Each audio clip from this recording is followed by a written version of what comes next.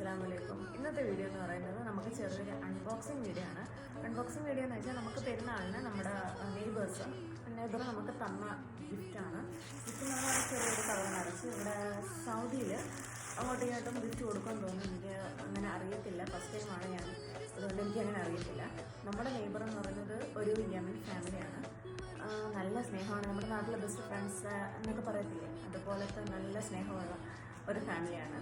അങ്ങനെ അവർ തന്നെ എന്തൊക്കെയാണെന്ന് നോക്കാം. ഇതാണ് നമ്മുടെ ചീറ്റോസ് എന്നൊക്കെ പറയും നമ്മുടെ നാട്ടിലത്തെ, അതുപോലത്തെ ഏകദേശമുള്ളൊരു സാധനമാണ്.